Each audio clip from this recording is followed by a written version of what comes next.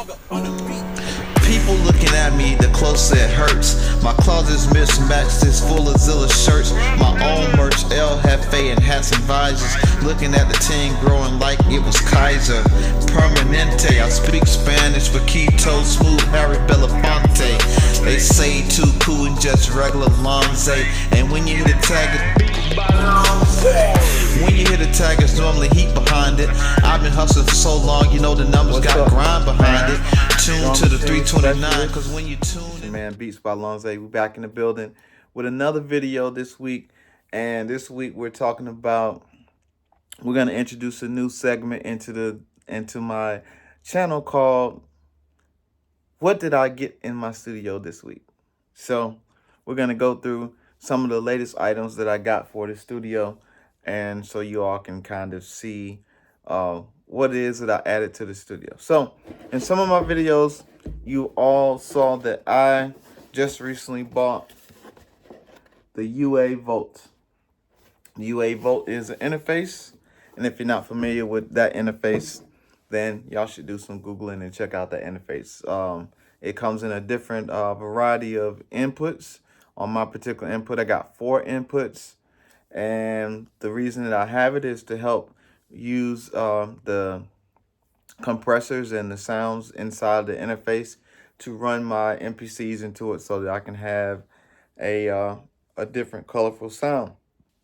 I have a patch bay that I'm going to run all of my machines into the patch bay and then run them all back out to the mixer. So with that being said, with that patch bay, the first thing that I got in the studio that I needed was some 20-foot cables. So this is 20-foot cables. You can see the 1/4 jack on the end. So I got this to run to from my patch bay to the mixer, because I didn't have any cords that was long enough to reach the side of the studio where my mixer is. Couple things that I was missing in my studio that I needed extra cables of was the AV audiovisual cables. So you can see these are 24 gold plated plugs, and they're the premium series from OFC. So these are really good. These are for most digital systems, high precision sounding cables. And they're not expensive. The next thing that I got for my studio that I was missing is this connector. Now what this connector does is, it's simple. If you couldn't see from the package, I'm going to take it out.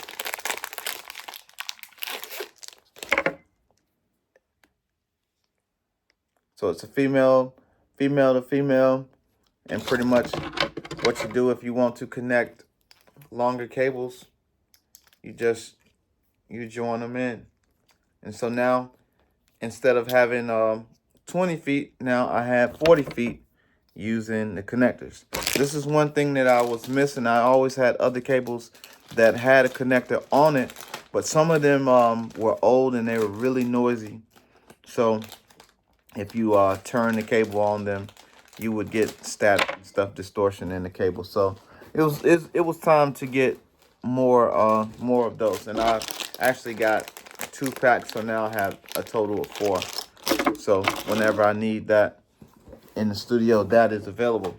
Now the next thing that I got in my studio for this week, and these are just, you know, mostly accessories that I need to help organize my studio and get my studio running efficiently. I bought this, what is it, 50 pack? This is a 50 piece of silicone straps, so that you can use them for your cables, and pretty much they're zip ties. And so what I'm going to do is, whenever I get ready to clean up my studio and organize my cables, I'm going to, instead of using the ribbon that I use, I'm going to use these zip ties. They're like a rubber. Like I said, they're silicone, and they're very strong. Like, you can pull them and they don't break, and they can stretch. So that's the next thing that I got. Like I said, I got a 50 pack. It comes in assorted colors: blue, yellow, white, black, and pink. So all different colors. So if I get kind of crazy and I want to organize them by colors, so I know what sizes I'm looking at, I might do that, but I don't think so. That's gonna be too much work. But I got 2 packs of those, so I got 100. I'm sure I got more than 100 cables, but this will help tidy up my studio. The next thing, I was just thinking, that a long time ago, I used to have some headphones that are actually made by this same company. And what these headphones are, if I can put them right there in the shot. What these headphones reminded me of is that back in the day, and I'm showing my age, back in the day when they used to have hearing tests, they used to have these big rubber headphones that would squeeze into your ears, and then it would be noise canceling. Like you couldn't hear anything on the outside. You could only hear the tone that was coming inside of the headphone for your hearing test. And I found a set of headphones for my studio that I used to use to record artists when I used to engineer. And in one of my military moves, my headphones got missing somehow. And if you're familiar with military moves and TMO, sometimes they lose your shit. Sometimes they go in and they say, oh, we're going to repack some of these boxes because, we ran out of time. They're supposed to be there for, 8 or 9 hours. They end up being there for 14. And then it's still the middle of the night and they're still not done packing. And I learned a very good lesson about that, is to start packing my own stuff so they don't have to go back and repack it and seal it so that the boxes don't get reopened and resealed and all that stuff. But when people come in and eye your house and they see what kind of stuff you got, they kind of know that a couple things can get missing. So if they start to be smart about it and start positioning your stuff around, some of your stuff may get missing. But anyway, back to the headphones. The headphones that I had were similar to these, and I thought, man, I wish I could find those headphones again, because those headphones were stolen in a move. And guess what? I luckily went online and found almost a replica of those headphones. Now, this headphone is a little bit different. It's almost the same, but it's a little bit different. The thing I'll tell you that's the same about the headphones is this silver portion right here, this metal. That was almost the same. And it also had a button on the end to turn your volume up and down. So the good thing I like about it is it has a cable that has a sort of like a phone cord, bungee phone cord that can stretch. And then the newest thing that they did on these headphones is they have a cushion in the top. This is hard plastic, and they have a cushion in the top. Now, I don't know how these sound, but I do remember that this company costs KOSS.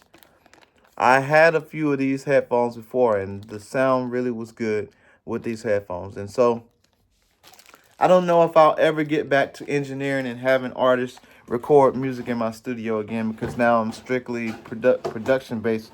But I still got a love, and I still got that in me from engineering from a long time ago. So I think that if I ever get to recording again, I'll have these on standby to record. And I might just test them out myself to see how they sound. So maybe actually after this video is done, I'm going to listen to it and see how it sounds. See what the bass is like, see what the highs and lows is like. And also what they also did too is it came with a adapter. A lot of people say, this is one of the things that DJs cherish the most. It's an adapters because they always go missing. So yeah, it came with an adapter. So if you have to go to the big side, you can go that route. So that's my video for this week. Again, this is new things that I'm bringing into the studio, new series, and I hope to see you on the next video. And y'all have the week that you deserve. Y'all be good. Y'all stay safe. Y'all stay blessed. Peace.